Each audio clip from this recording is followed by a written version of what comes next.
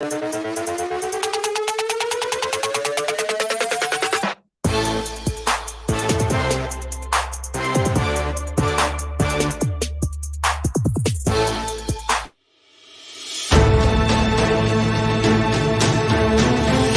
following is a presentation of Main Street Media, your source for news, sports, and information on Main Street in Middle Tennessee.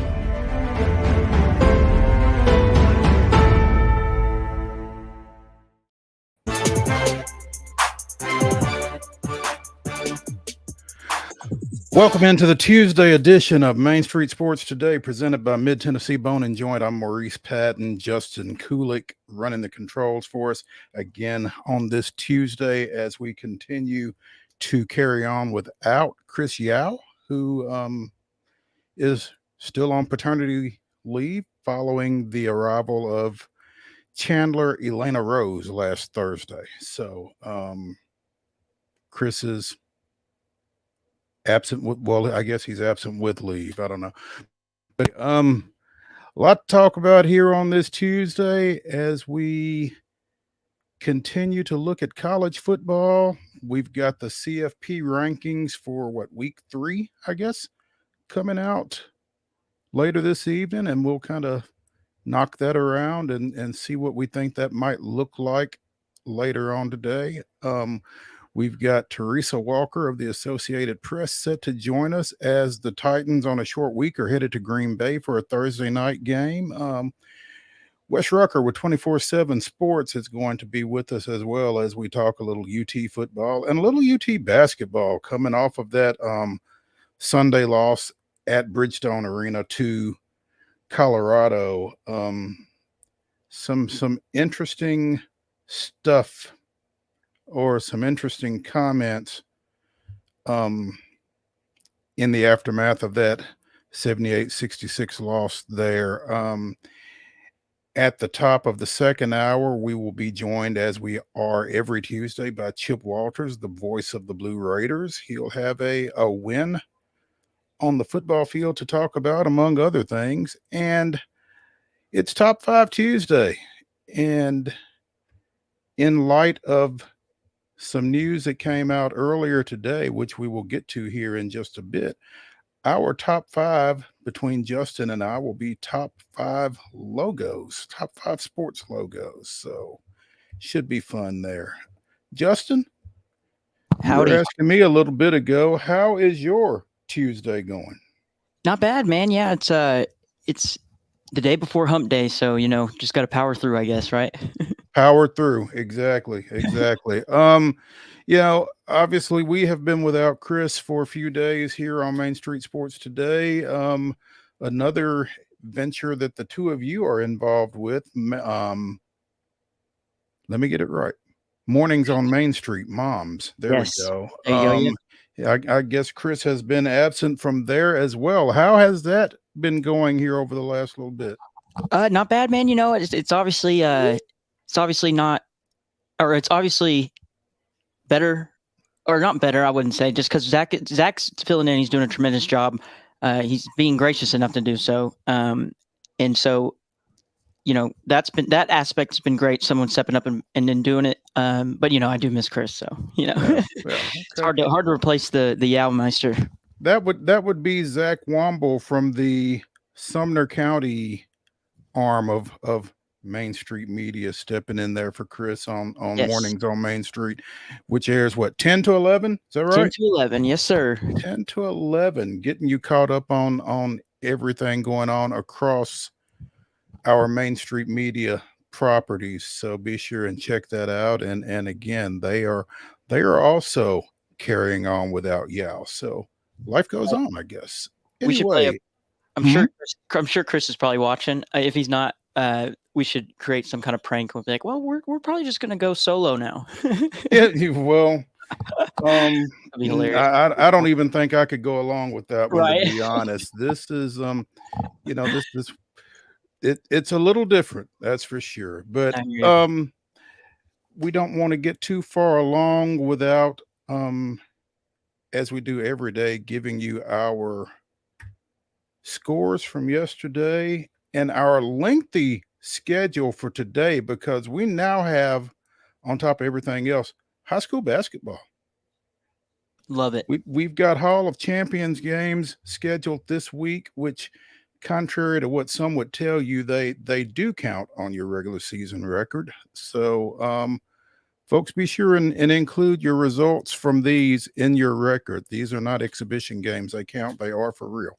But again, we've got yesterday's scores. We've got today's schedule. So let's get to the rundown. This is the rundown.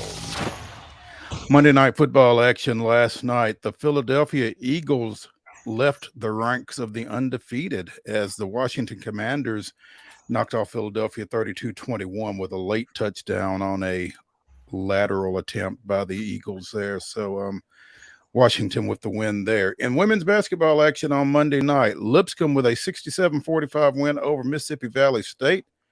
Tennessee State down visiting Trevecca 84-80. And for the second time in about a week, Tennessee struggles against a Big Ten foe. Last time it was Ohio State in Columbus. This time it was Indiana at Thompson-Boling Arena. The Hoosiers getting out with a 79-67 win. Men's basketball action on Monday. Dalton State defeated Fisk 66-58. It was Austin Peay with a 98-74 win over Milligan. Battle of the Boulevard. Lipscomb edges Belmont 77-75. And Tennessee State at Gentry Center knocks off Alabama A&M 87-76. Tonight's schedule. In NHL action, the Minnesota Wild travel to Bridgestone Arena, taking on the Nashville Predators. That's a 7 o'clock start. It can be seen on Bally Sports South. NBA action, the Memphis Grizzlies travel to New Orleans, take on the Pelicans. That's a 6:30 tip on TNT. In men's basketball action, Rice is at the Murphy Center facing the Blue Raiders of MTSU. Again, we'll have Chip on here in a bit to talk a little bit about that. That's a 6 o'clock tip on ESPN Plus. Also at 6 o'clock, also on ESPN Plus, Vanderbilt is at Temple. And at 6:30, Trevecca's men travel to Rome, Georgia, taking on Shorter College down there. Women's basketball action today in a matinee. Tarleton State was at Vanderbilt. That was an 11 o'clock start, so that one should be over.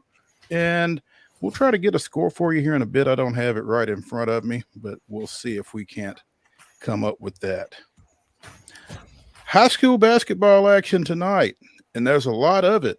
So if you want to see some, get on out. Stewart's Creek is at Franklin County. Spring Hills girls are at Watertown. Cookville's at Blackman. Laverne goes to Siegel. Upperman hosts Oakland.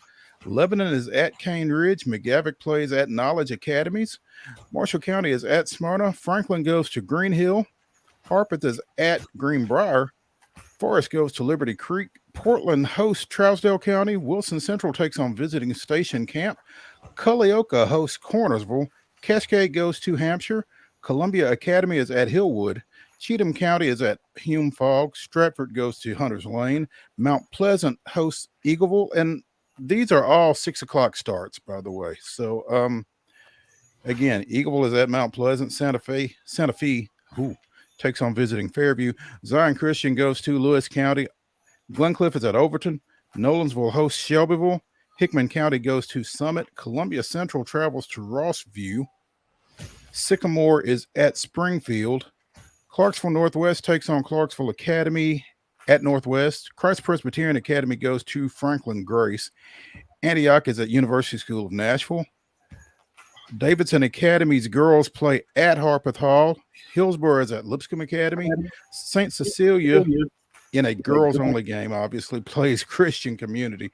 Tennessee Heat goes to Donaldson Christian.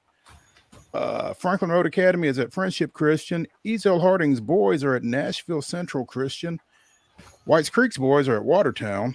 Murfreesboro Central boys go to White House. And Daniel One is at Nashville Christian in a boys-only game. And that is your rundown.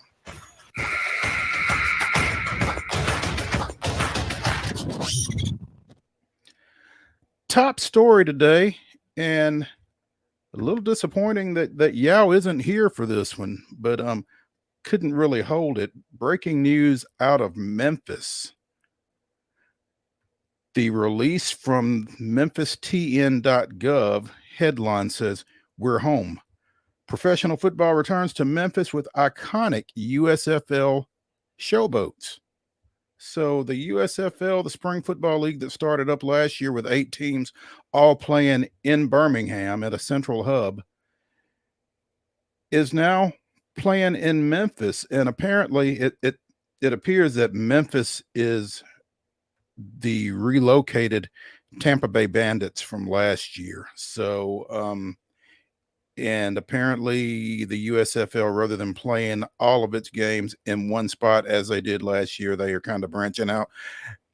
Memphis will host both the Showboats and the Houston Gamblers, while the Birmingham Stallions and the New Orleans Breakers will continue to play in Birmingham. I'm not sure what happens with the North Division of the USFL, which includes the Michigan Panthers, who else? The New Jersey Generals, the Philadelphia Stars, and the Pittsburgh Maulers. Again, not real clear on what happens with that. But the Showboats are coming back to Memphis. They are going to play at the Simmons Bank Liberty Stadium, formerly known as the Liberty Bowl, for the 2023 season. And they're going to play a 12-week season in 2020. No, I'm sorry, that was the last year they played a 12-week season with all 8 teams hosted in Birmingham. Again, Memphis Showboats coach Todd Haley, formerly of the Tampa Bay Bandits, and Houston Gamblers coach Kevin Sumlin will bring their teams to Memphis in March for the start of training camp. The season will begin over the weekend of April 15th and 16th, starting a 10-week season with a 2-week playoff. I guess the top 4 teams will advance to the playoffs. And last year they played all of that in Canton, Ohio. So it'll be interesting to see how they handle that this time around. Justin, were you able to get that logo? I'm sorry, I was sending some tweets there. Let me see. Oh, not a problem. Yeah, and again, when I saw this, I thought it was really sharp, really something different. And it kind of.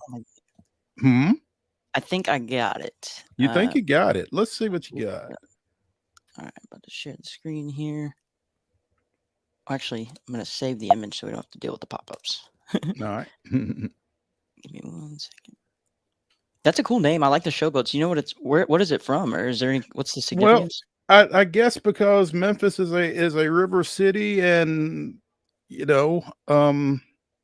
right there on the Mississippi and everything. But there's the logo. That's cool. I think that's really sharp. Me too.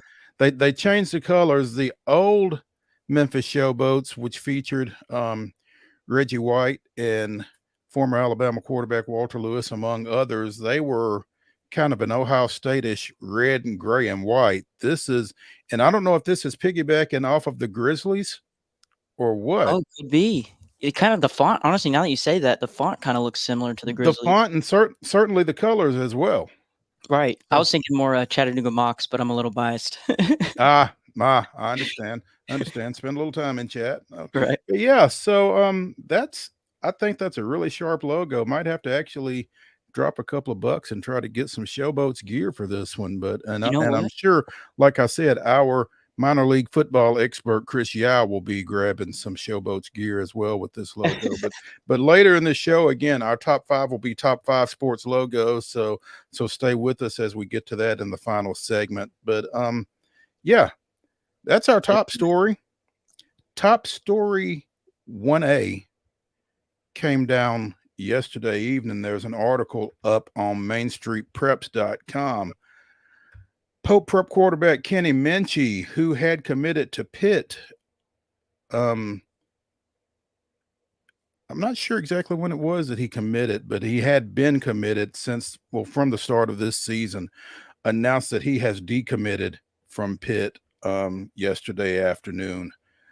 The 4-star prospect is ranked by 24/7 Sports as the number 15 quarterback in this year's recruiting class. So kind of battled through some injuries this year, but wound up with 1,007 passing yards and 15 touchdowns with just 3 picks while playing in 6 games this year. So apparently is planning a visit to Notre Dame this weekend. So clearly has some options. He committed to Pitt in late April, so back in the spring. And when you see these long commitments like that, they sometimes tend to not hold up. So it'll be interesting to see what happens with the 6'2", 207-pound Kenny Minchey, who is no longer a Pitt commit. So we'll keep an eye on that as the December signing period comes up on us here in a few weeks. Quick question about that decommit. Just I'm curious to hear your take on. So you know how the transfer portal, all that, it's kind of making it where the younger athlete can really choose their own path, almost to a fault. Do you think that may have rose the decommits too, or is it staying about the same, you think? I'm not sure what the impact of the portal was in this specific issue here. I don't know what would have prompted Minchey to reopen his recruiting here, but because I'm just not close enough to him in that situation. I just don't have a feel for it. I don't really have a feel for what's going on at Pitt as far as the quarterback recruiting situation. I don't know how many other commits they've got at that position, that kind of thing. I mean, there's just there's just so many factors into that. Maybe he felt like they were bringing too many guys in, or just maybe he felt like he had some other better options. I'm not sure. I'll be interested to see where he does wind up after having committed to them in April and having been committed for, such a lengthy period of time. So yeah, I bet, honestly, the longer the commit, probably the more problems. Yeah. Because like you said, they might bring in more people, and that's just, wow, I didn't think about that. Yeah. Well, that gets us started here on Main Street Sports today. We're going to take a break. When we come back, we've got TERESA Walker of the Associated Press, fresh out of Tennessee Titans practice, and she'll get us up to speed on what we can expect in roughly 48 hours when the Titans go up to Green Bay for a Thursday night matchup. So stay with us here on Main Street Sports today, presented by Mid-Tennessee Bone and Joint.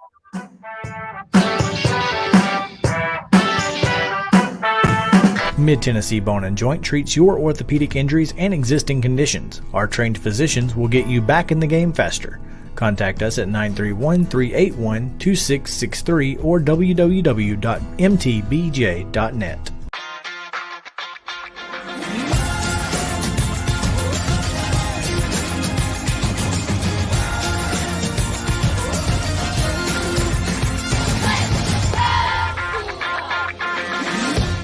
Hey folks, while we take a quick break from the show, I want to tell you about our friends over at Custom Stone Handlers in downtown Columbia. Ed Rich and his team at Custom Stone Handlers believe in leadership. And outside of the military, our greatest leader building platform is sports. Custom Stone Handlers proudly encourages young people to get in the game. You can contact them today at 931-490-4990 or visit CustomStonehandlers.com. Jones & Lang Sporting Goods here in Columbia has been outfitting teams, officials, and anybody else from T-ball to college for 50-plus years. Be sure and check them out at 931-388-8060 or online at jonesandlang.com. Jones & Lang Sporting Goods, the look of a winner. Zion Christian Academy, ZionEagles.org or 931-388-5731. You can schedule your appointment. Go tour their campus. It is beautiful over there, and you're definitely going to want to see it. Again, it's ZionEagles.org. Give them a call, 931-388-5731, and schedule your tour today. Are you an enthusiastic sports fan? Want to have fun and get in on the action? Heck yes, that'd be awesome. Have great attention to detail? Want to stay active? Definitely. Want to give back to the student athletes in your community? Obviously, yes. Then you'd make an excellent high school sports official. We need more officials in Tennessee, because with no high school officials, there are no high school sports. Sign up today at highschoolofficials.com. Mid-Tennessee Bone and Joint has been the official sports medicine provider for Murray County Schools for more than 40 years. We specialize in orthopedic injuries, and our Ortho Quick walk-in service lets you bypass the ER. Visit us online at www.mtbj.net.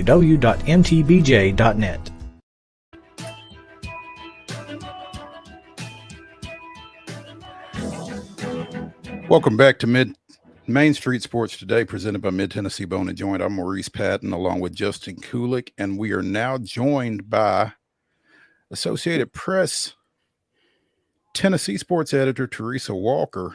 And I'm a little distracted because I'm trying to comb through Teresa's Twitter to get to an article that she had earlier this morning. Headline: Titans timing for first Thursday night game couldn't be worse. And indeed, the Titans head to Lambeau Field Thursday night.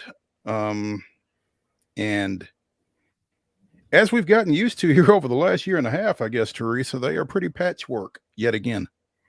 Mo, not only are they patchwork now, 19 players were on IR or on the injury report last week. It's down to 17 at least yesterday because they put 2 players on IR, and Zach Cunningham and Josh Thompson.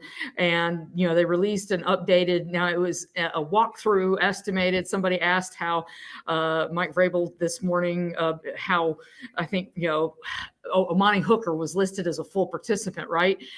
Starting safety. He'd missed the last 2 games with the shoulder, and how he did and did he dominate? And he goes, and Verbal kind of smiles, yeah, he dominated the walkthrough. But this is a banged up team, and as evidenced by the fact that they had to make more moves today before practice. First, the biggest news: Caleb Farley, their first round pick a year ago, officially on IR for a second straight year. Teron Davenport had the report yesterday that it's a disc issue, and for a guy who they took weeks after he had a second surgery on his back after a weightlifting injury suffered in college. Mike Vrabel today called it unfortunate, and they hope they can get him back at some point healthy. But if you're having back surgery, we've got well, let's face it, we're midpoint of the season. It'd be kind of tough to see somebody coming back this year. So it'd be a second straight season for Caleb Farley ended. Their kicker, we knew that he was hurt. We found out, Ryan Stonehouse, the punter, handled kickoffs in the second half for the Titans. Well, we now know what the kicker, and Mike Vrabel was asked Sunday after the game, how much concern is it when you find out 10 minutes before kickoff that your kicker's hurt? And he had a bleep ton. A bleep ton. Yes. A bleep ton. And so they have signed Josh Lambeau to the practice squad. So they have a kicker on the practice squad. Now, since they play on Thursday, they can make some roster moves on Thursday. So, a few hours before kickoff, we'll find out if, maybe if Randy Bullock is a scratch. So it makes that final kick that provided the final winning points, maybe a little bit more impressive for Randy Bullock. It's just, they signed Laurel Murchison to the active roster, linebacker Joe Schobert. Those are guys that had been activated so many times up off of the practice squad. When you get to a certain number, and I think 3, then you have to keep them up on the roster. So they're now there, and they brought back Greg Maben, defensive back who he's like the penny that just keeps coming back. I think it was maybe 2 years ago they signed, it was last year. God, it feels like 2 years ago. Last year they signed him on a Wednesday. He started on Sunday against the Kansas City Chiefs and started that game in a big win for the Titans. So, it's become the norm. Every day of the week, it feels like this franchise makes roster moves because of injuries. And Big Jeff Simmons, who he missed Sunday's game, he stayed at home to stay off of the ankle to try to give it as much time to heal as possible. He said he's hoping, he's following the plan. He wants to play Thursday night, but he was one of 5 defensive starters who did not start against the Denver Broncos. Then they lost 3 more players on the defensive side of the ball during that game, one of whom, Caleb Farley, now on IR. So it's like, oh, same old, same old. And yet they're 6-3. They're atop their division and on their way to a 3rd straight division title, seemingly at this point, something this franchise has not done since the first 3 years of existence in the old AFL. So, Mike Vrabel, his staff, they seem to know how to put the pieces of puzzles together well. You would like for the fact that the high in Green Bay on Thursday is going to be 29 to be the biggest concern as you head up there on Thursday night. Clearly, that's not the case. You mentioned Josh Lambo coming in here. Yeah, you got to love being a kicker and the possibility of making your debut with a team in Green Bay at night in November. Well, that's true. But as Nick Westbrook-Akina reminded us in the locker room, the last time they went up there, and by the way, the Titans' last 2 trips to Lambeau Field, they've been outscored something like 95-21. It has been ugly, even though it's a series that overall the Titans franchise 7-6. So they do have a bit of an edge overall, but there were no fans in the stands that night. It was a primetime game. It was snowing. Jeff Simmons talked about how when he went out there for warmups, he was just being hit in the face with snow, which was funny because guys had talked all week about how hoping it would be a snow game. I mean, snow, Lambeau, it's perfect, right? And now to make it even, if Josh Lambeau is kicking on Thursday night in Lambeau Field, there's more. We've broken the irony wall. I'm just saying. No doubt. The one good thing, Derrick Henry, knock on wood, is still healthy. Number 2 in the NFL with 923 yards. So if he has a better outing Thursday night than he did Sunday when he only went for 53, he's got a pretty good chance of going over 1,000 this week. Oh, absolutely. And it would be his 4th 1,000-yard rushing season. I'm thinking receiving because, think about this, is they were focused on stopping Derrick Henry on Sunday. And I think, people look at Ryan Tannehill's 255 yards passing and think, well, that's not that great. It came against a defense that was first in the league against the pass. We're so focused to the Titans. They're so good at stopping the run. They're second in the league in rushing. I think Mike Herndon pointed out that since week 3, the Titans are first in the NFL against the run, allowing just 61 yards rushing per game. We kind of forget, but if you can do that against that defense, and I know that the Denver Broncos offensive line was banged up, but they had Pat Surtain.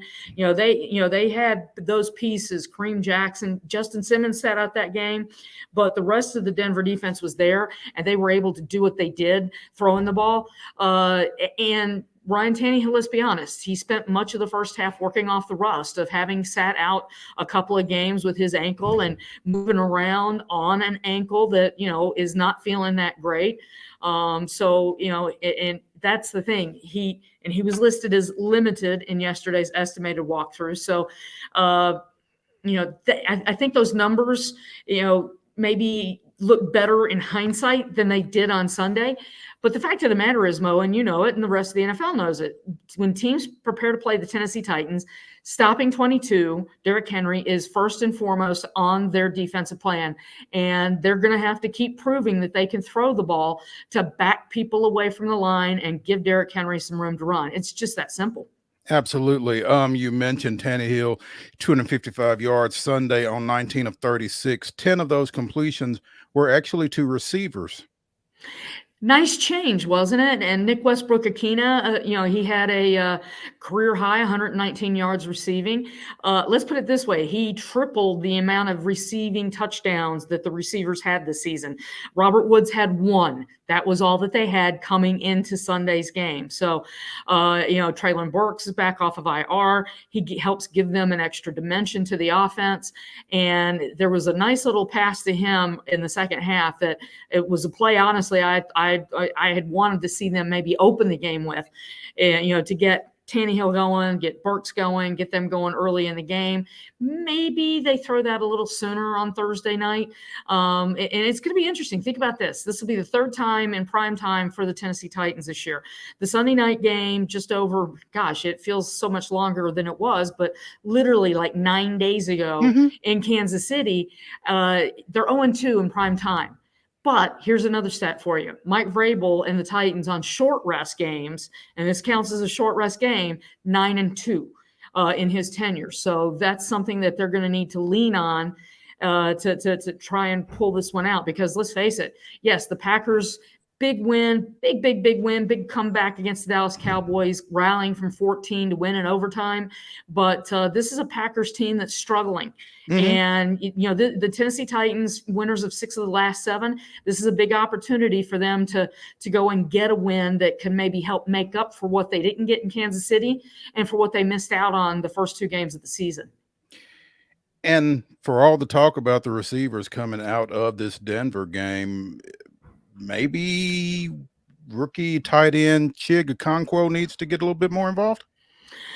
Yeah, you would think so, right? I mean, the guy's only averaging 20 yards a catch. I think I might try to find a way to get the ball in his hands a little bit more, especially since the guy that Mike Vrabel has called the best blocking tight end in the league, Jeff Swain, had the ball, lots of room to run, and couldn't catch the ball with the hands. And Chig Okonkwo has shown that he can catch it in traffic and he can get up the field. So I'd find a way to get the ball to him a little bit more. Also to Traylon Burks. And yes, I wouldn't have said this after the Kansas City game, but after Sunday, I'll say this: Nick Westbrook-Akine as well. Absolutely. Teresa Walker of the Associated Press joining us here on Main Street Sports today. Teresa, as always, we appreciate it. And I'm sure you're on a short week as well, so we'll let you get back to it. I know. I'm so confused. It's Tuesday, but they were playing the music Friday out at practice, and it's like I'm looking at my watch. I'm just confused. I know that I thank goodness this is going to tell me what day of the week it is, because I don't know. Thank goodness for those, right? Yes, amen. Absolutely. T, we appreciate it. We'll catch up with you. Pleasure. Thank you. When we come back here on Main Street Sports today, presented by Mid-Tennessee Bone and Joint, we will chat with Wes Rucker of 24/7 Sports about all things orange. Stay with us. Main Street Sports today, presented by Mid-Tennessee Bone and Joint.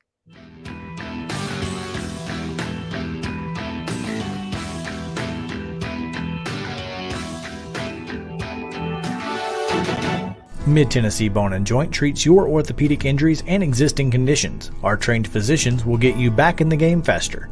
Contact us at 931-381-2663 or www.mtbj.net.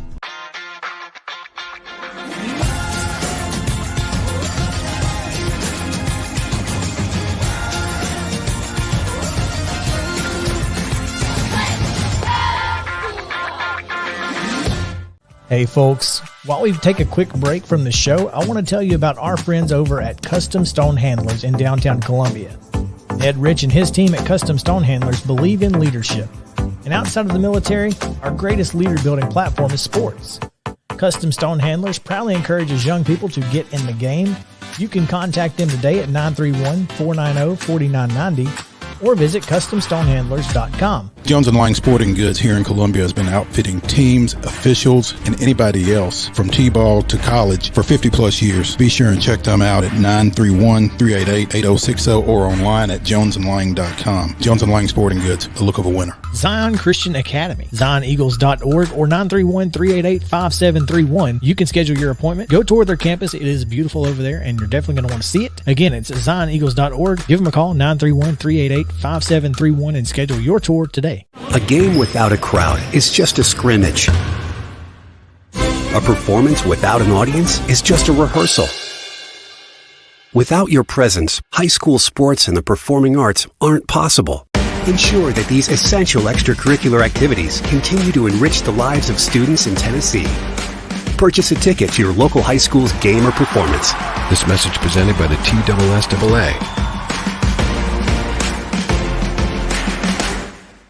Mid-Tennessee Bone and Joint has been the official sports medicine provider for Murray County Schools for more than 40 years. We specialize in orthopedic injuries, and our Ortho Quick walk-in service lets you bypass the ER. Visit us online at www.mtbj.net.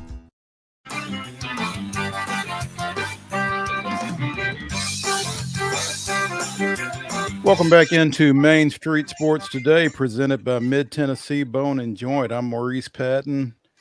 Justin Kulik on the controls today, as per usual.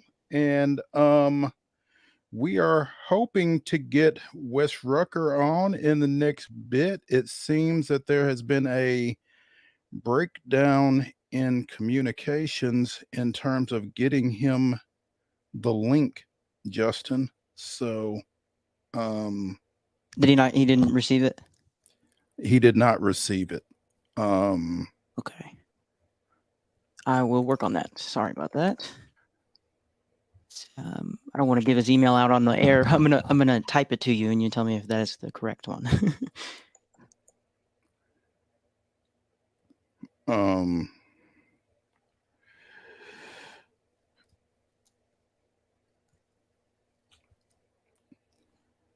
That is the one I got. Wes at wesrucker.com. Yeah, that should be it. I would have thought. So yeah, send that again if you would.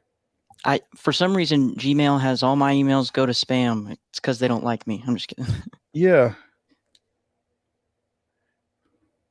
All right. Sent, my good sir.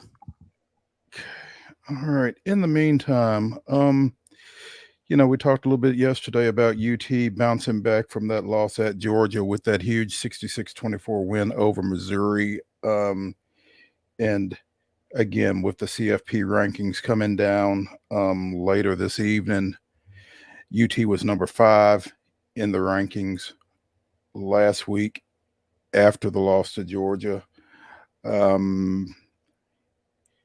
It'll be intriguing to see if those style points keep them right there. Certainly they shouldn't fall, but again, when you're talking about a committee, you never know. So, right.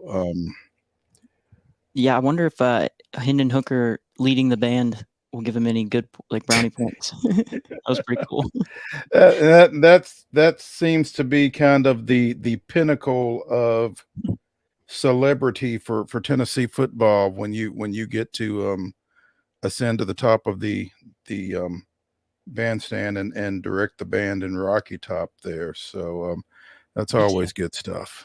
Did you see how proud his parents were? There's a video of them on the sidelines. Oh yeah. Well, I mean, again, that's the pinnacle for UT football, I would think. It doesn't get any better than that. I mean, you saw Josh Dobbs do it.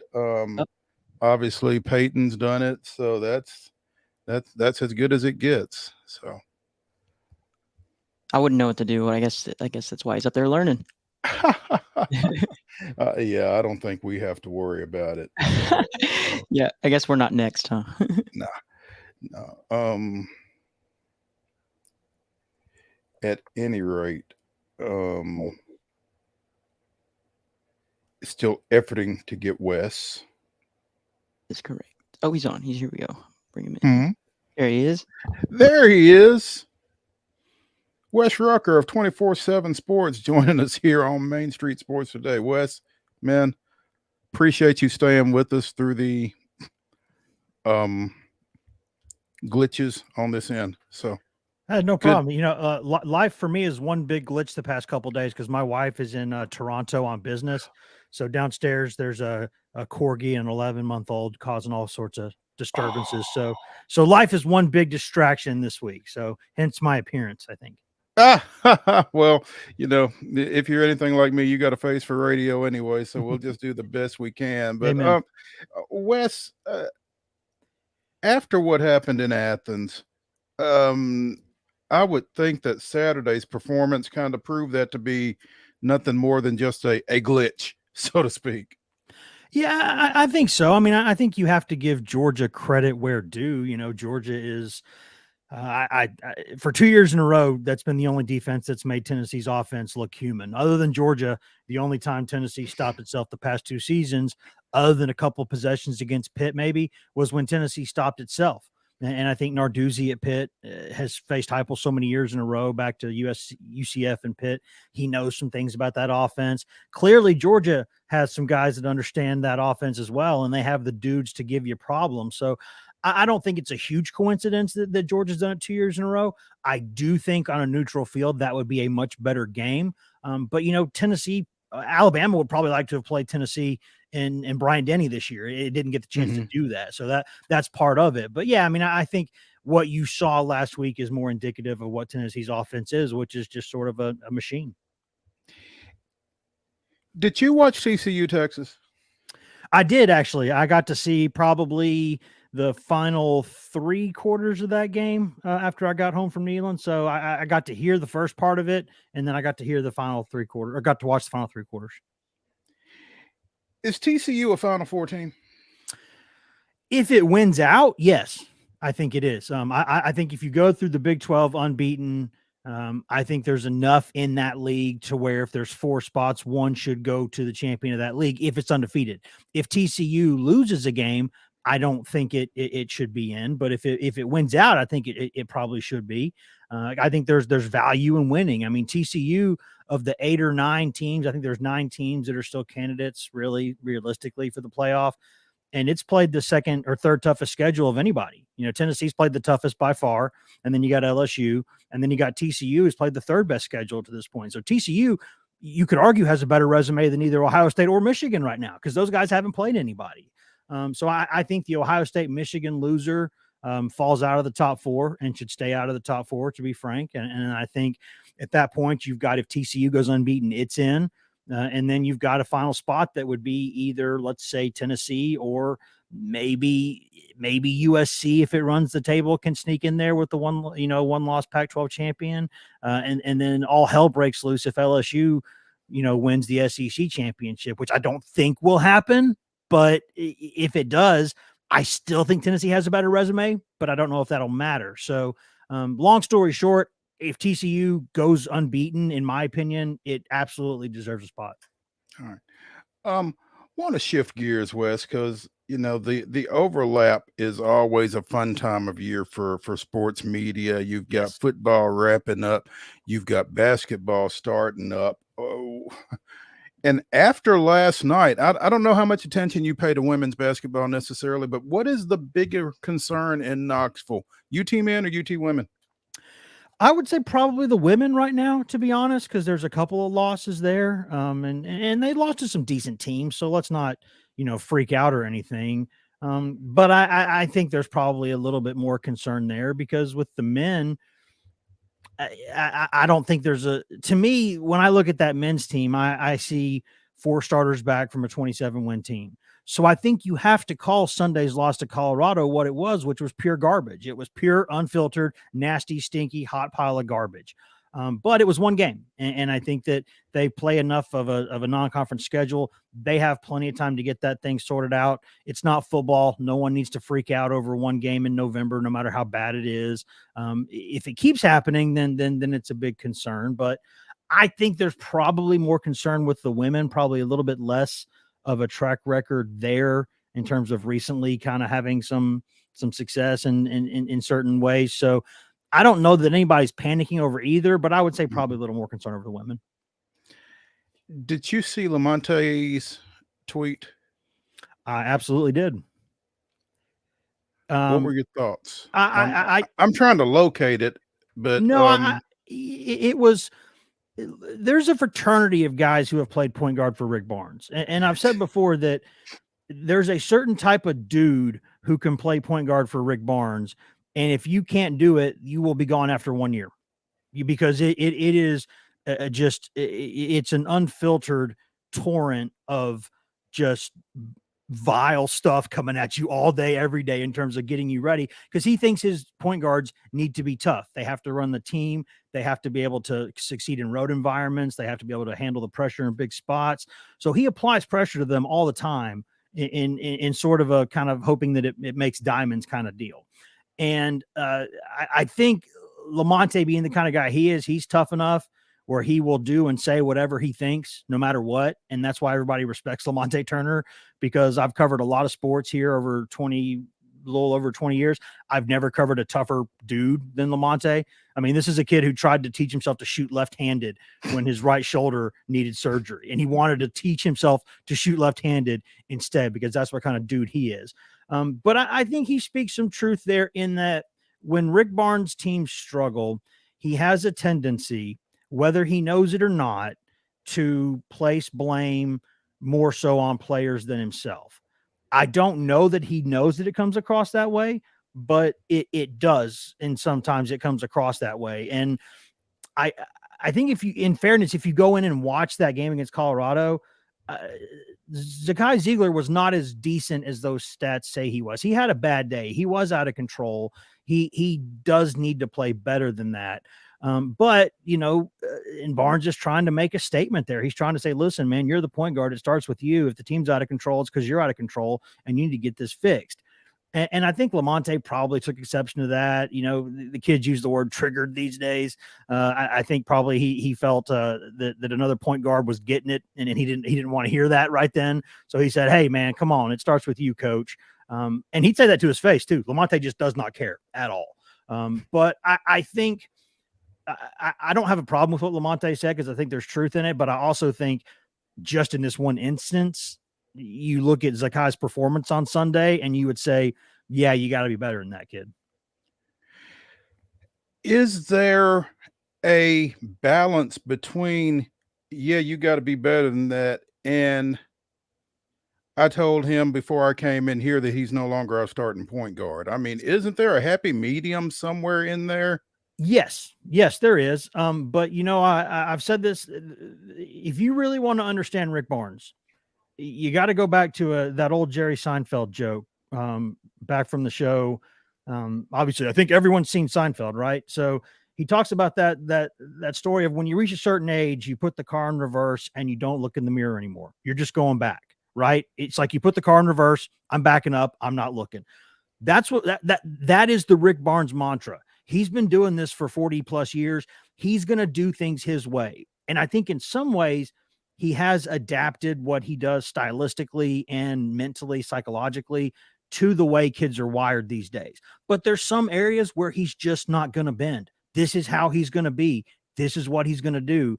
If he had said anything less than that, I would have been a little bit surprised, because when he gets a little angry, that Hickory Rick comes out of him, and he'll go out and say stuff like, hey, I told this guy already he's not going to be starting right now because this isn't working. He was better off the bench. So I think there was a more tactful way to handle it, but if you ask Rick Barnes if he regretted it, I don't know that he would, because he just does things the way he does them. And he would think that at the end of the day, his resume, postseason accepted, would kind of speak for itself. And so, yeah, I mean, I as someone who, I guess you get numb to this stuff because I've covered the guy for long enough now to know that that's just what he does. Mm-hmm. But he's not going to protect his players publicly in some ways in the way that like a Heupel would do or some other coaches would do.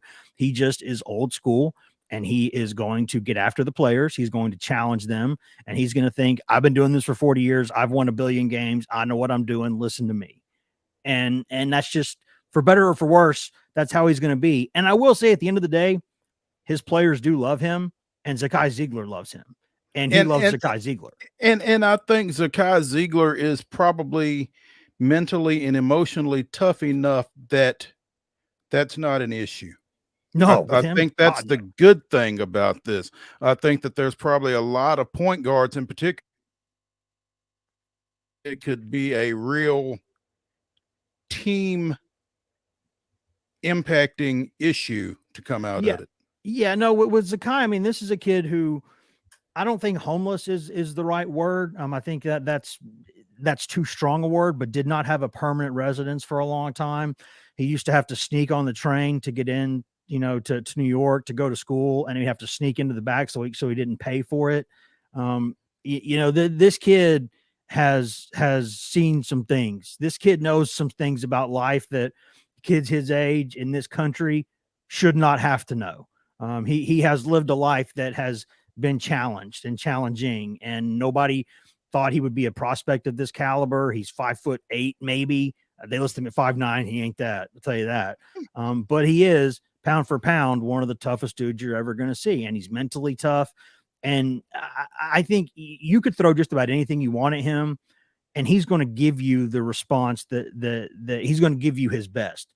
There's not a kid out there every day who's working harder than him. So if he was feeling himself a little bit, if he got a little bit out of control in a game, he's the kind of player where you can get in his kitchen sink. You can tell him, hey, that ain't you. That ain't good enough. I'm benching you.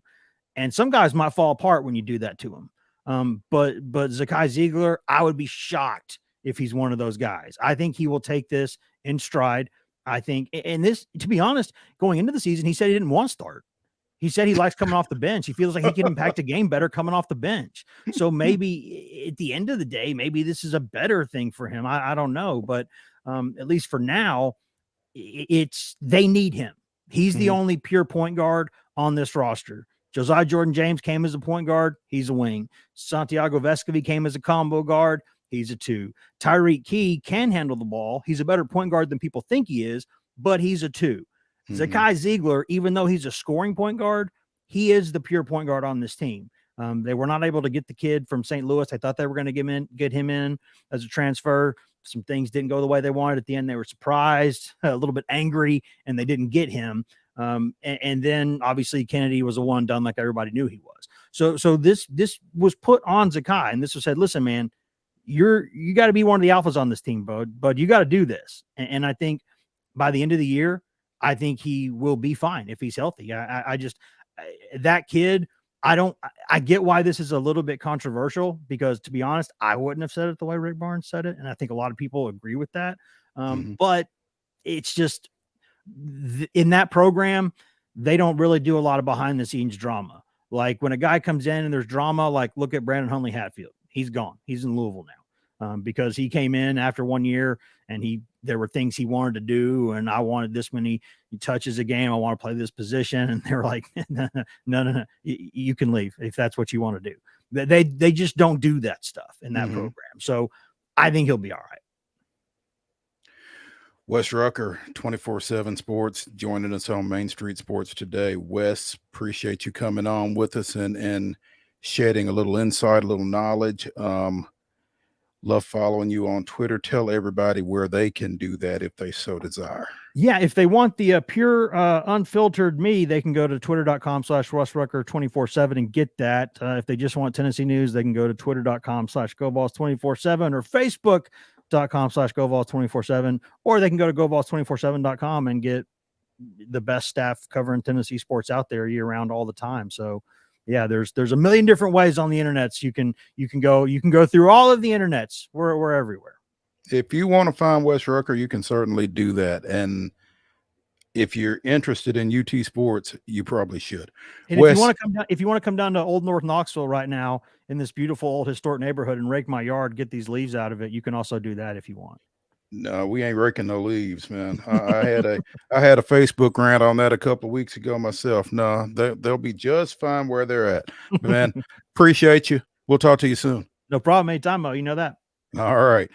Hey, when we come back here on Main Street Sports today, presented by Mid Tennessee Bone and Joint, we're going to talk a little bit more about how the CFP rankings tonight may go down, and we'll see. Stay with us. Main Street Sports today, presented by Mid Tennessee Bone and Joint.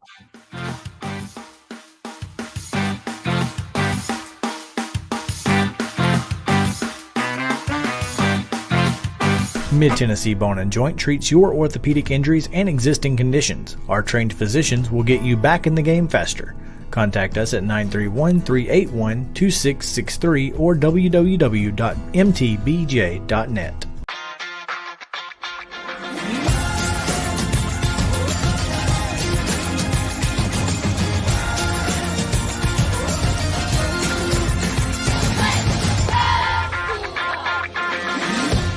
Hey folks, while we take a quick break from the show, I want to tell you about our friends over at Custom Stone Handlers in downtown Columbia. Ed Rich and his team at Custom Stone Handlers believe in leadership. And outside of the military, our greatest leader building platform is sports.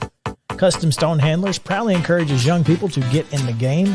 You can contact them today at 931-490-4990 or visit CustomStonehandlers.com. Jones & Lang Sporting Goods here in Columbia has been outfitting teams, officials, and anybody else from T-ball to college for 50-plus years. Be sure and check them out at 931-388-8060 or online at jonesandlang.com. Jones & Lang Sporting Goods, the look of a winner. Zion Christian Academy, ZionEagles.org or 931-388-5731. You can schedule your appointment. Go tour their campus. It is beautiful over there, and you're definitely going to want to see it. Again, it's ZionEagles.org. Give them a call, 931-388-5731, and schedule your tour today. today. Are you an enthusiastic sports fan? Want to have fun and get in on the action? Heck yes, that'd be awesome. Have great attention to detail? Want to stay active? Definitely. Want to give back to the student athletes in your community? Obviously, yes. Then you'd make an excellent high school sports official.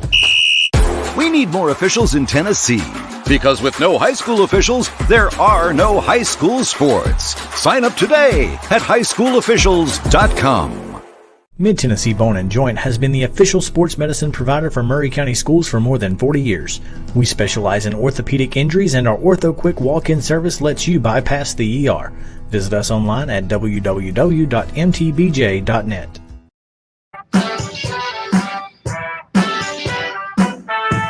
Welcome back to Main Street Sports Today, presented by Mid-Tennessee Bone & Joint. I'm Maurice Patton, Justin Kulik running the controls, Chris Yao changing diapers. Going to talk a little bit about the college football playoff rankings before we get Chip Walters in to talk some MTSU athletics here in the next segment. Again, Georgia, number one in the last rankings that came out last Tuesday.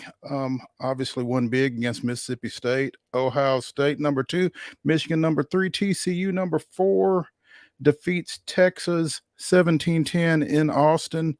I didn't think they looked great, but I guess it's kind of like Wes Rucker said in the last segment, as long as they stay undefeated and win the Big 12, they're probably, I mean, it's going to be tough to come up with a scenario where they are not in the CFP. So I was going to say to that too, as well. You know, he really put it in perspective whenever he said that Michigan and Ohio State could also be categorized just based off this year of not playing anybody, you know? Sure. And the thing is that both Ohio State and Michigan won't be there. Right. Whoever wins that game will, and whoever loses it won't.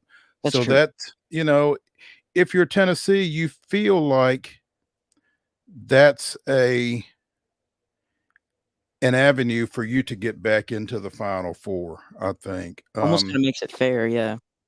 Yeah, you know, and with Oregon losing this past weekend, you feel like they're done. Again, as Wes said, the monkey wrench could be if LSU were to beat Georgia in the SEC championship game. But I also feel like, you know, Southern Cal could be problematic for UT. They are now 9-1 after their win Friday night against Washington State, I believe it was. And I think that if a Pac-12 champion, Southern Cal, puts their resume up against a Tennessee that did not make its conference championship game, it could not go well. So Tennessee, to me, their best way in is going to be for Southern Cal to lose a game between now and then, and for TCU to lose. They've got Iowa State and Baylor to finish up the season, and then they've got the Big 12 championship game. So again, I think that there is some relief out there for UT, especially if they continue to handle their business and they defeat South Carolina this weekend and finish up strong against Vanderbilt. So true. It's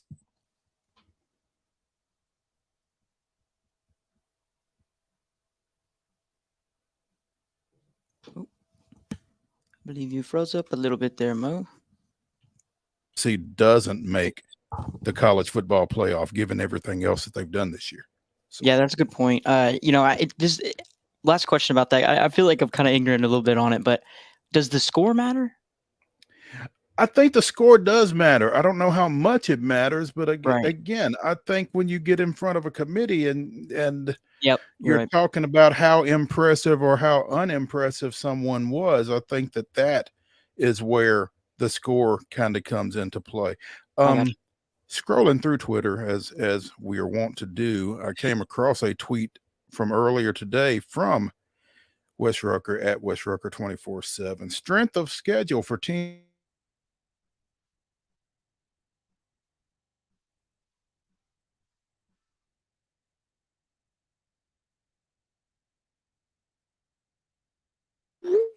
North Carolina 75, Michigan 82. So, Gotcha. just for what that's worth.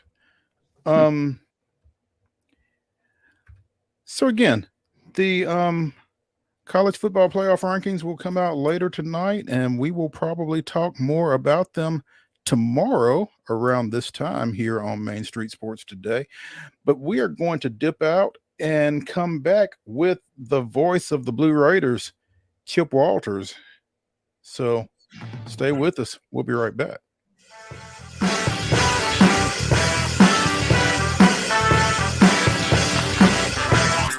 This is Chris Yao with Main Street Sports Today. Every show, Mo Patton and I welcome friends from all across the sports landscape, from high school coaches and reporters to national, college, and pro sports personalities. You never know who might stop by for a chat.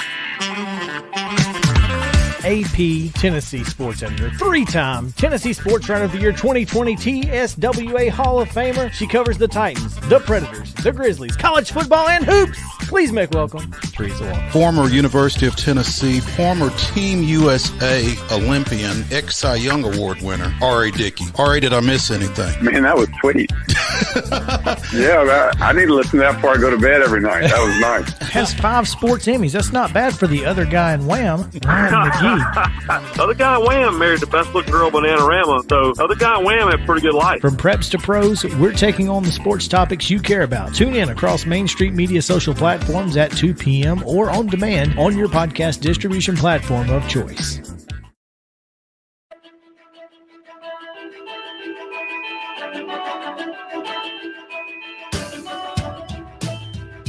Welcome back to Main Street Sports Today, presented by Mid T-Bone, and joined on Maurice Patton, Justin Kulik on the controls, and joining us now is our standing Tuesday 3 o'clock, the voice of the Blue Raiders, Chip Walters.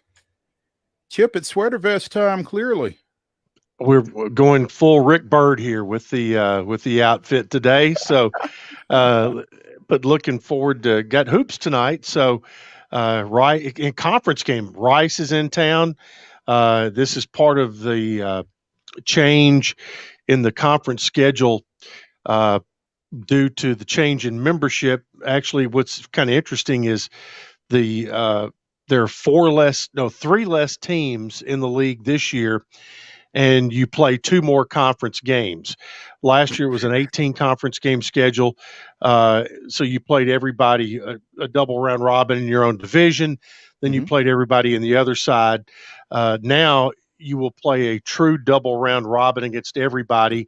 So this will be the first, and you'll play 20 games. So this will be the first of 2 against the Rice Owls, and whoever wins this will have a leg up until New Year's weekend. Whoever loses tonight, they've got that around their neck until New Year's weekend.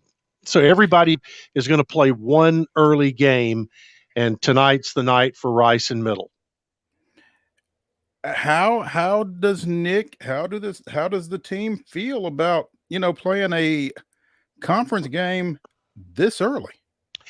Well, I mean, it's on the schedule, so and you look at Middle's non-conference schedule this year, and for the most part, it's a lot of teams that are similar to yourself, including the one they just played, and that was at Winthrop last year. Middle won against Winthrop at home. This year had to go to Rock Hill, lost an 8-point game there on Saturday.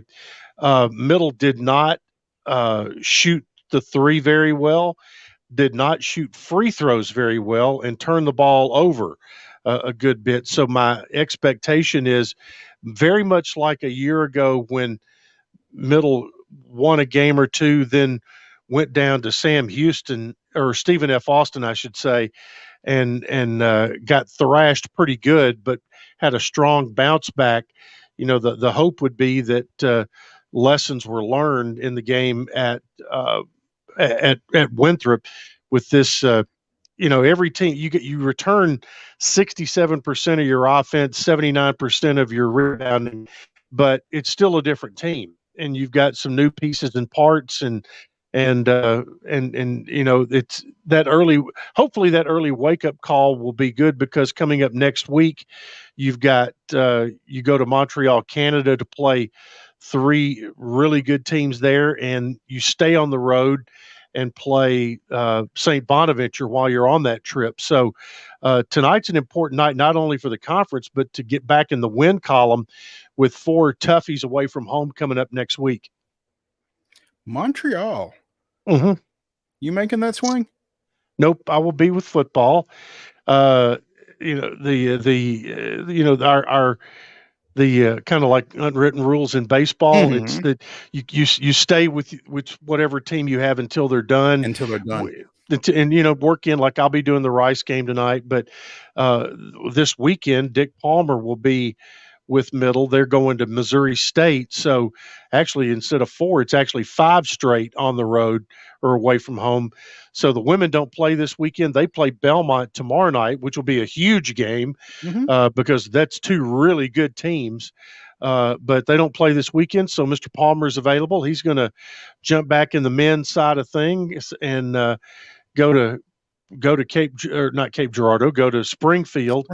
And then the following weekend, where we've got all kinds of craziness going on, I've got football at FIU, men's basketball in Montreal, women's basketball in Las Vegas.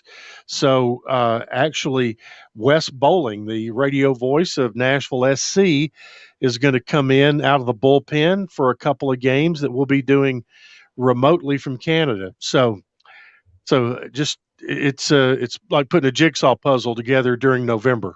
There you go. Yeah, we were just talking to Wes Rucker with 24/7 Sports and discussing the overlap with football finishing up and basketball getting started. It's always wild and wacky. Indeed, it is. No question. Yeah.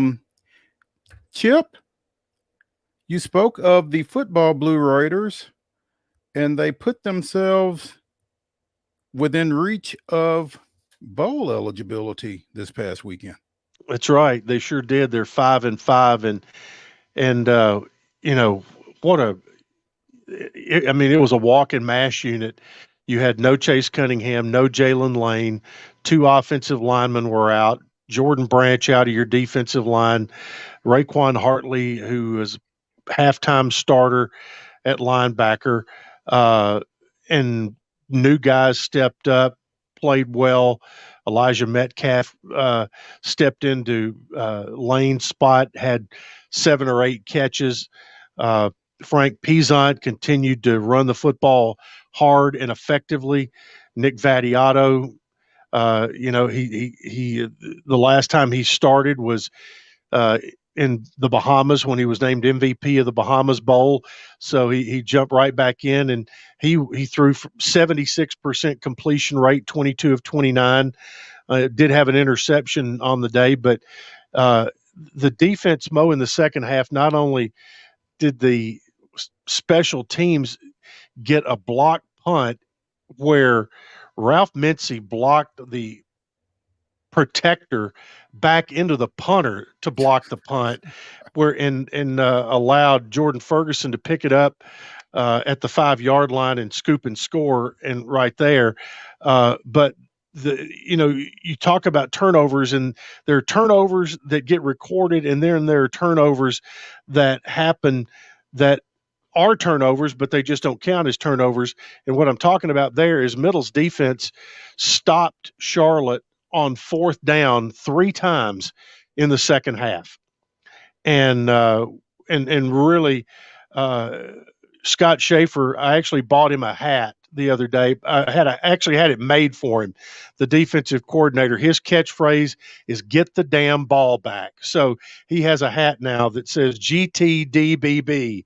And so that's what they did. Whether it was blocking a punt or whether it was stopping Charlotte on 4th down, they got the dadgum ball back, and they were the stars of the game. That's awesome. Frank Pizant, 17 carries, 84 yards, and a pair of touchdowns in MTSU's 24-14 win over Charlotte here in Murfreesboro. And so now you kind of return to the scene of the crime, so to speak, with FAU coming The in. the only time all year that Middle has played back-to-back home games this week, and it's an FAU team that is deceivingly 5-5. They absolutely blew their South Florida compatriots out of the water this past weekend. They've been really good, and they went for a long time. Well, up until this past weekend, they had not lost at home. They had not won on the road, but they won at FIU in the Shula Bowl. They have Nkosi Perry, really good quarterback, and obviously just athletic as they can be, all over, the secondary in particular on defense, and can run, skilled players, everywhere. And also you have the interesting little twist that Middle's offensive coordinator from a year ago, Brent Dearman, is now Willie Taggart's offensive coordinator at FAU. And so that adds a little bit of interest. There's no bad blood there whatsoever. He left on absolutely terrific terms, and Coach Stockstill's had nothing but great things to say about Brent Dearman all week. So that won't be a factor, but it's one of those things where you run into guys that you've crossed paths with along the way, and once the handshakes take place during the warm-ups, it's just football after that. Mm-hmm. Both teams could get, both teams looking to get eligible for a bowl game. Whoever wins this weekend, obviously has a chance to win a seventh game.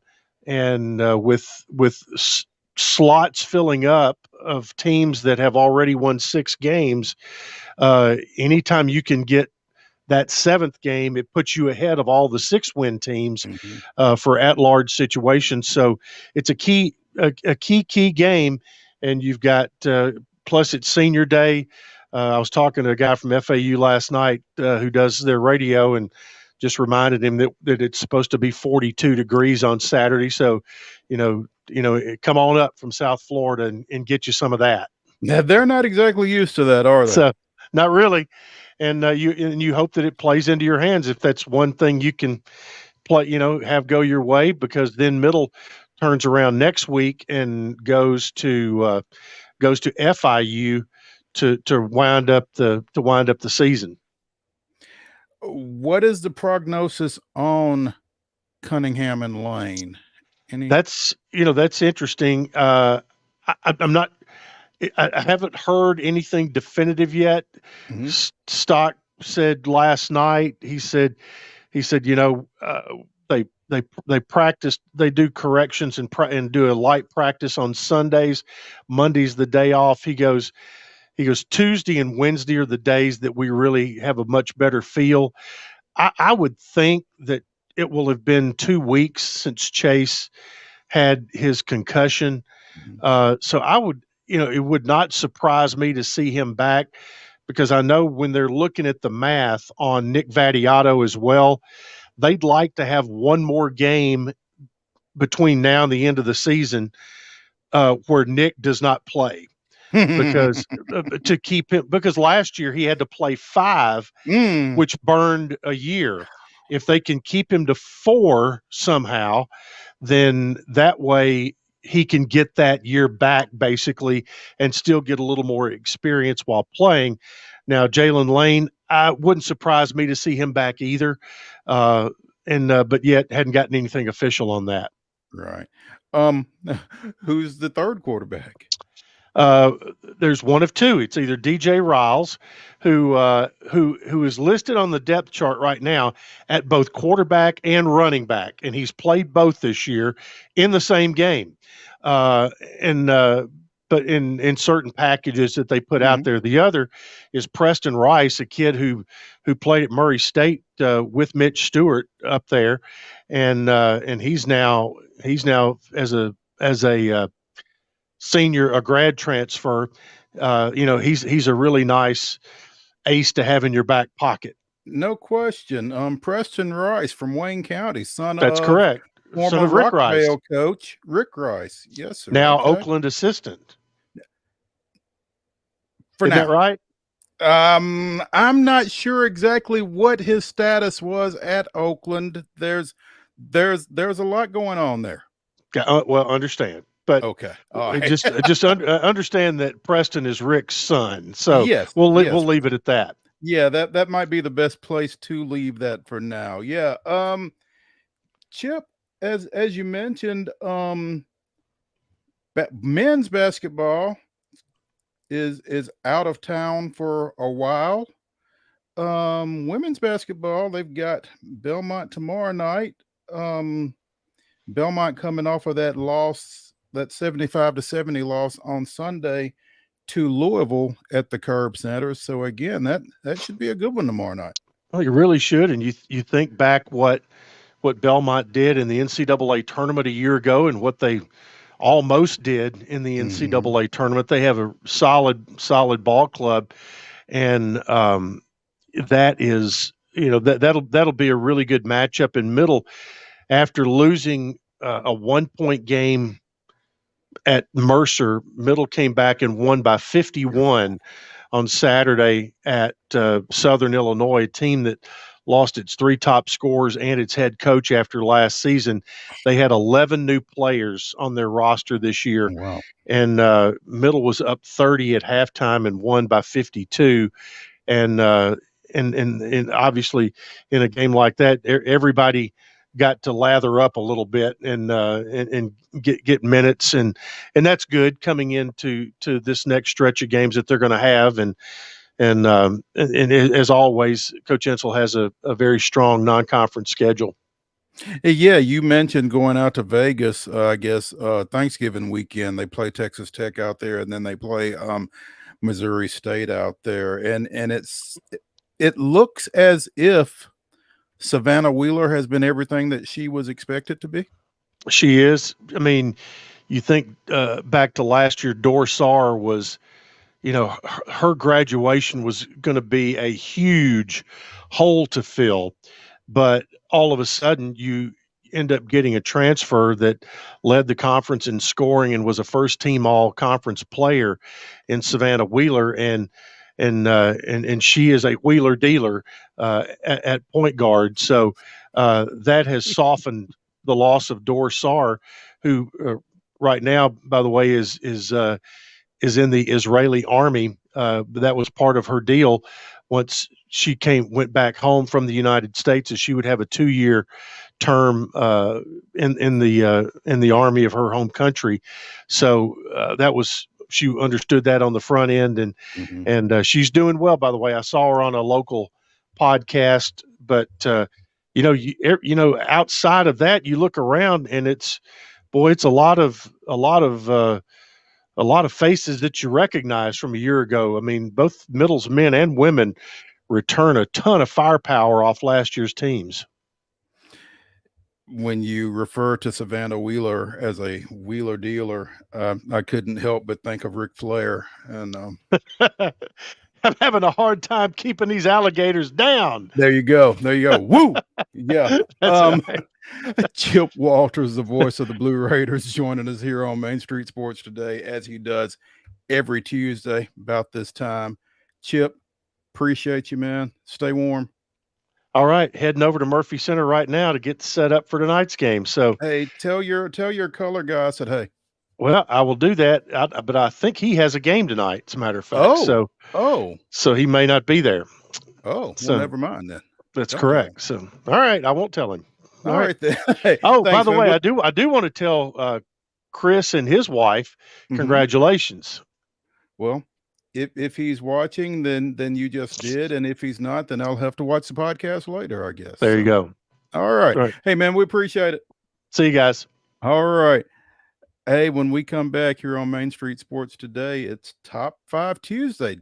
Best sports logos as inspired by our breaking news at the top of the show. So stay with us here on Main Street Sports today, presented by Mid-Tennessee Bone & Joint. Mid-Tennessee Bone & Joint treats your orthopedic injuries and existing conditions. Our trained physicians will get you back in the game faster. Contact us at 931-381-2663 or www.mtbj.net.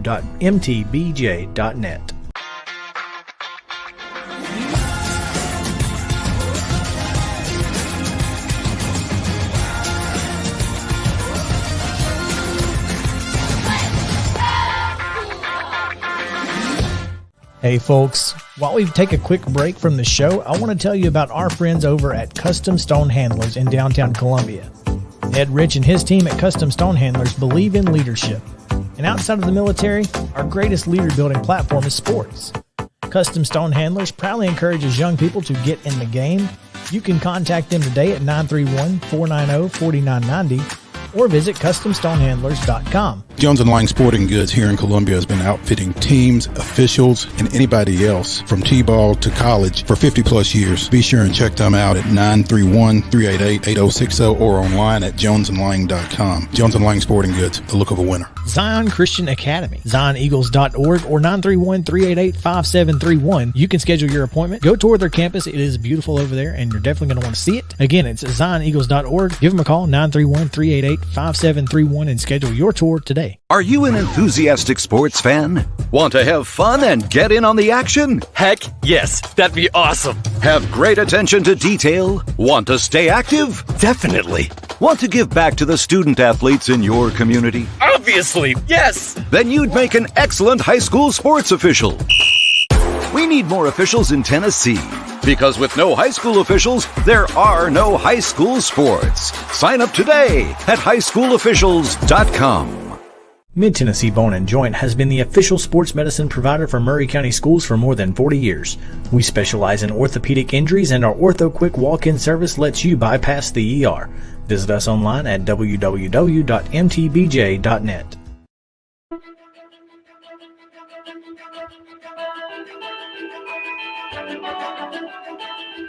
Welcome back for the final segment of Main Street Sports Today, presented by Mid-Tennessee Bone & Joint. And it's the final segment on Tuesday, so you know what that means. You already know. Top 5 Tuesday. Yeah. Top 5 Tuesday, presented by Mid-South 5 Fitness. 2 locations, one in Columbia, one in Franklin. Thala Steel, trying to get you in a position where Thanksgiving doesn't do too much damage. So be sure and check him out. Again, in Columbia and in Franklin, you can what is it? At Steel Athletes, STEEL Athletes. So again, Columbia, Franklin, 2 locations for Thala Steel. Be sure and check out Mid-South 5 Fitness. Top 5 sports logos. Justin.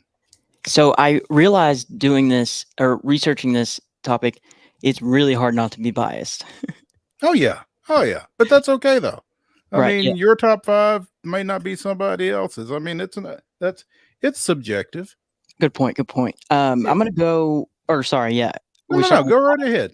We're doing 5 then 1 or 5. Let's go. Let's try to maintain the concept that we came up with last week, where we're drafting, and then we can try to see who has the better draft of top sports logos. I like it. All right. So what you got? So my number 1 pick is an unbiased pick. Actually, I've always liked this logo and the uniforms that come with it. Toronto Raptors. Okay. Huge Raptor guy. Just the fact that Velociraptor. It's really cool. Okay. All right. My number 1, and oddly enough, it's from the association as well. The San Antonio Spurs.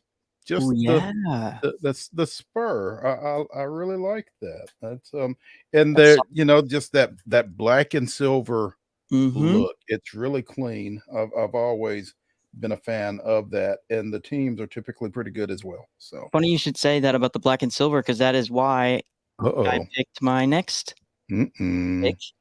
The Raiders. Well, it's got to be the logo because it's certainly not the team. Yeah, exactly.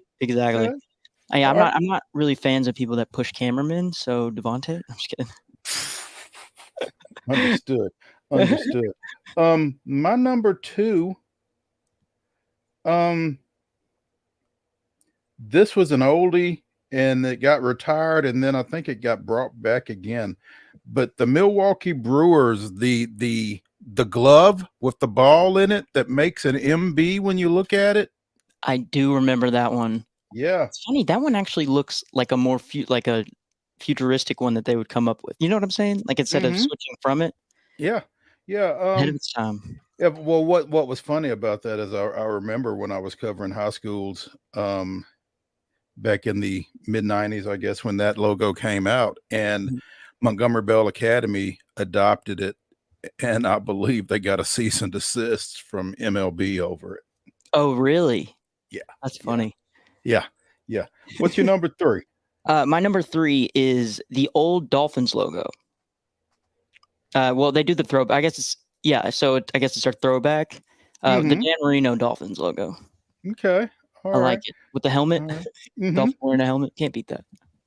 I'll see your NFL and raise you the Falcons logo. That is a clean logo. That's a solid one. And their color scheme is really cool. Exactly. All right. Number 4. My number 4 is the Edmonton Oilers. Hockey. A. All right. My number 4, and I have to admit, I had to kind of get a little bit of a refresher. I had to go through and look at some to kind of get the creative juices going. Yeah, but as much as I hate to admit it, the University of Texas Longhorns is it's really kind of iconic. It's unmistakable. It is really them. And it's like, the whole thing they got going on. Yeah. It's pretty cool. Yeah. I would have to agree with that. That is a good pick. It was definitely in my honorable mention, if not my 4 or 5. We're on 4 now? We're on 5 now. Oh, we're on 5 now. You have gone with Raptors, Raiders, Dolphins, and Edmonton Oilers. Gotcha. My number 5 then is the Red Sox. Just because of their tradition, kind of similar to the not real UT, the other UT. Right. Yeah. Yeah, exactly. Unmistakable. My number 5, and I've got a couple of directions that I could go in at this point, but again, I was looking at some logos and kind of refreshing my memory about some things. Right. The Charlotte Hornets logo. You know what? That's a sleeper. That's a sleeper pick. So, I'm going to Google. I have to look at it because I'm not crazy about the blue they use. Yeah, I'm not necessarily crazy about the color schemes, but the logo is really kind of eye-catching. And so that's my number 5. And again, this was a topic that was prompted by the announcement earlier today that the USFL will be bringing the Memphis Showboats back for the 2023 season. They and Houston will both play at the Simmons Bank Liberty Stadium, and they unveiled a new logo that is really, really sharp, really sleek. I'm sure that designers would have all sorts of descriptives to use with that. Justin, can you throw that up? You did. Look at you. I got you. Okay.